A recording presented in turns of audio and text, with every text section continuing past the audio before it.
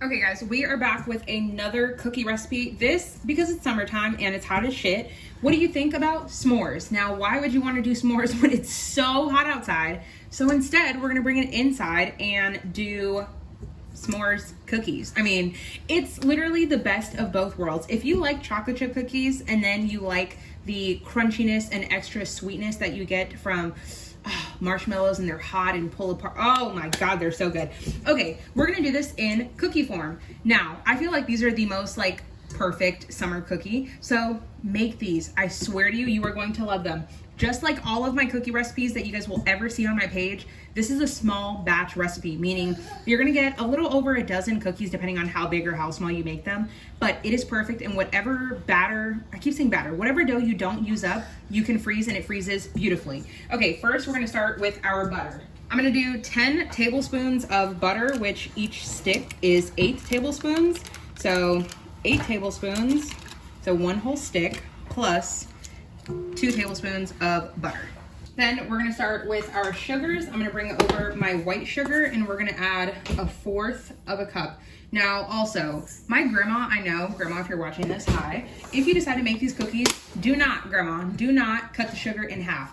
Any recipe that includes sugar, my grandma loves to cut it in half because she wants to be a bit healthier, which, don't get me wrong, it is healthier, but every recipe is made to absorb moisture or to expel moisture the way it should be. Recipes are made like the way they are for a certain reason. So do not cut the sugar in half. I promise you, I do not like things that are very sweet because I don't want to feel, I love milk and cookies, but I don't want to feel like I have to chug milk just to enjoy the cookie. So I'm going to add 1/2 cup of brown sugar. Just like in my red velvet cookies, I told you guys, it doesn't matter whether you use light brown sugar, as Roman is bumping into the camera.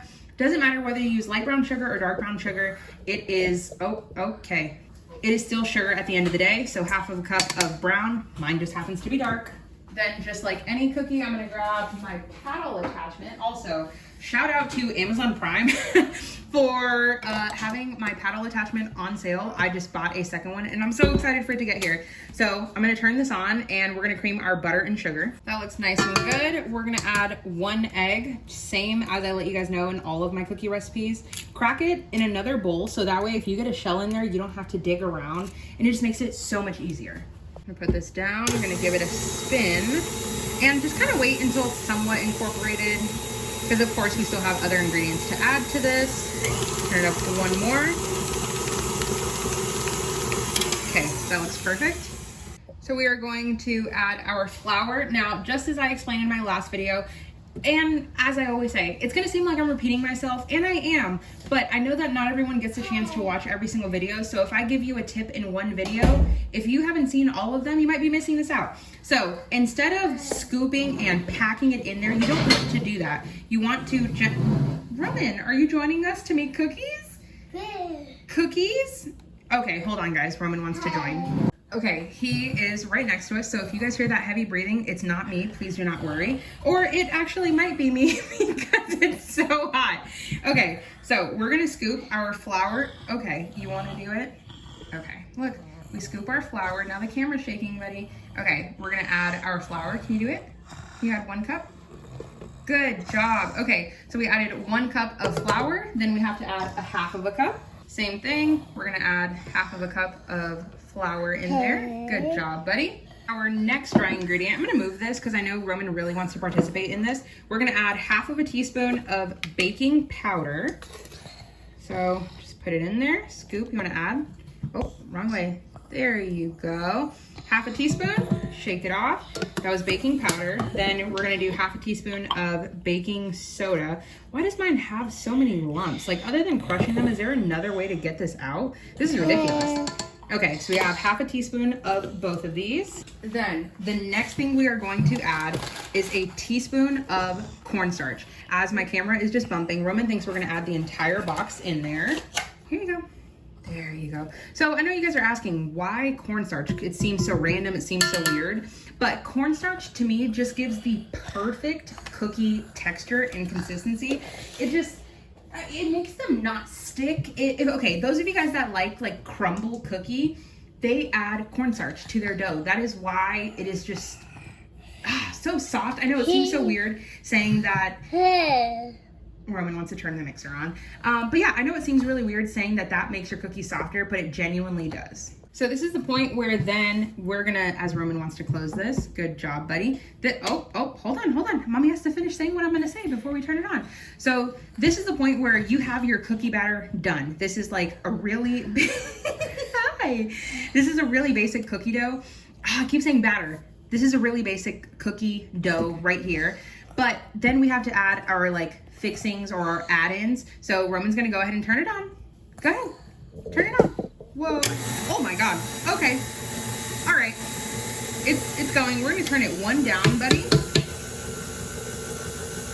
And it's slowly going to incorporate. Once we have our cookie batter done, you wanna lift it? Oh, it's really heavy. There we go. Then you have your basic cookie dough. So now it's time for us to add in our different things. Now, of course, these are, Roman's just staring at me. Of course, these are s'mores cookies. Yeah, cookie dough. These are s'mores cookies. So what goes into s'more? Graham cracker, chocolate, and marshmallows. So we're gonna add those things.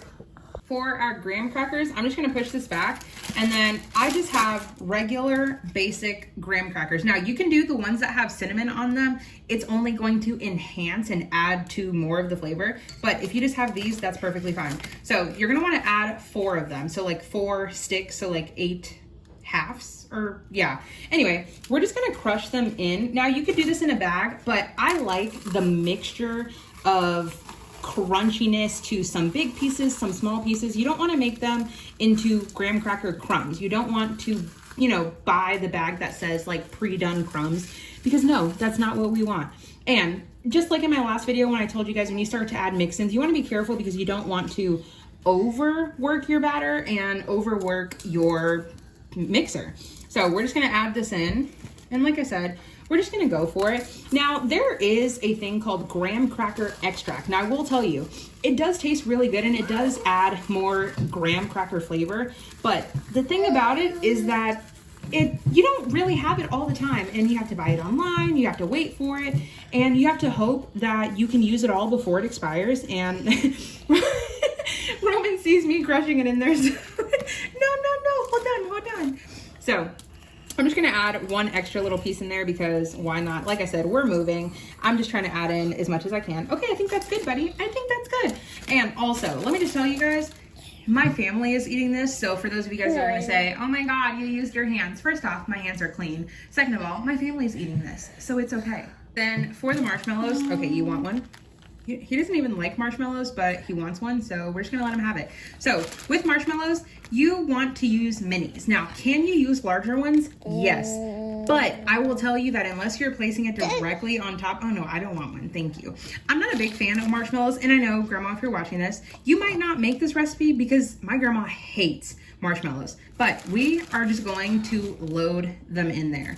I'm gonna do a couple handfuls. I want them to be all throughout the batter, and also this is another thing, they melt into your cookies because of course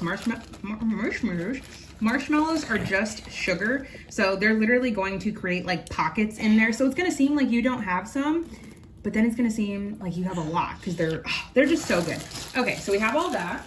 Then what I'm gonna do is add a splash of vanilla. I could have done that a bit sooner, but I just forgot until now. Then we're gonna close this. And actually what I'm gonna do is I'm gonna scrape down the sides so that I can make sure everything gets well mixed. And I keep referencing back to my other video, but if you guys are watching that one after this one, then you're gonna hear I said be careful when you turn on your mixer, if you're adding things in, you just don't wanna overwork it. But with this, the graham crackers are gonna crush down, the marshmallows are literally like foam pieces. So they're just gonna break down too. And you can cut them, which is what I have done. If you have the larger marshmallows and you really want to make this, just cut them with a knife or scissors, it works. But maybe dust them with a little bit of flour or cornstarch so it doesn't become too sticky. Okay, now we are going to let all of this just go. You gonna turn it on again? Go ahead. Just only one. Oh, good job. So you're just waiting for everything to really mix. And of course, as I keep saying over and over and over again, don't overwork your batter, because once you have flour, you start to get once you add flour to whatever your recipe is, you start to get gluten development, and you do not want these cookies to be tough because this is not something that takes time to rest and rise. So when you make them, you kind of, you know. Oh, and that's another thing. These cookies, I definitely would recommend making the day of whatever your event is. And even leading up, make the batter. You can make the batter up to a week ahead of time. And of course, just like my other cookies, you can put them in the freezer, but pre-roll them into balls before.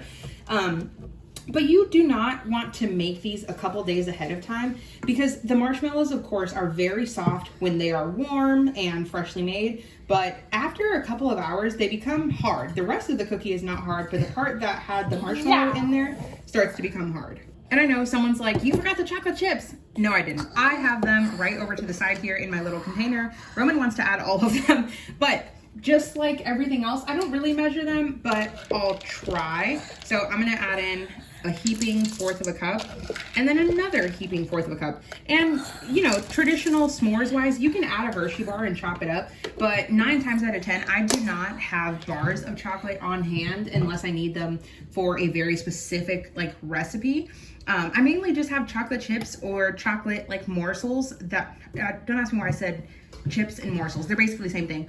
But like nuggets is what I meant of chocolate, and yeah, they're just really good, but for baking, these are just a lot easier. But this is the portion where we are going to fold them in. Roman is loving those marshmallows, so that's great. So we're just gonna fold in our chocolate chips, and once again, you can bake them straight away just like this. They will be perfectly fine, but we want to allow the flavor to develop, and we also want to let it cool down because it is so damn hot in Texas. So we are just going to let this rest in the refrigerator, and we will come back when we are ready to bake. So we have our oven preheated to 350 degrees. I was able to get 21 cookie dough balls. Mine were 40 grams each, and then I rolled them in a couple of extra chocolate chips and what is it called? Marshmallows, just to make sure everything is nicely in there. And of course you can roll it in everything and just kind of like crush it in there, but I don't want them to be too messy and too fall aparty. Now we're gonna bake them for 8 to 10 minutes at 350. But I will say you want to err on the side of under baking them rather than over baking them, because marshmallows, of course, are just made out of sugar. While they are soft, or while they are not fully done, they're going to be nice and soft. But the moment they start to kind of cool down, they're going to become harder. So that like gooey marshmallow pull that you usually get from marshmallows, if you over bake them, you're not going to get that. So bake as many as you plan to eat now, and you know, just kind of go from there. Anyway, they are super good. We had one yesterday and it was incredible, but it is on my turntable here, so that's why I was able to rotate them. Once again, a couple extra little chocolate chips. Have to get a good thumbnail picture, and we're gonna put them in and I'll show you guys what they look like when they're done. Okay, excuse the lighting because we do not have our ring light on. We barely have one kitchen light on above the stove because it is that hot outside. But they were in the oven for 10 minutes. Now, of course, with anything marshmallow related, or really anything that comes out of the oven, you don't want to just pick it up and start eating it. But you do want to let these cool. I'm going to transfer them to a cookie rack because I want them to cook. Now, I will tell you, they are still a bit doughy in the center, but they are completely safe to eat. I temp checked them. You do not have to temp check them. Literally, they were in the oven. They are perfectly fine. You are not going to get sick. And I eat raw cookie dough, so I think we're good. But I made sure to jam pack these full of marshmallows in the inside, so they are super gooey. They're so good. I mean, like I said, you do want to eat them while they're still relatively warm, but if they are cold or, you know, been in a container for a day, they're still going to be bomb. I wish you guys could like see in like what I'm seeing with them. Guys, these are so good.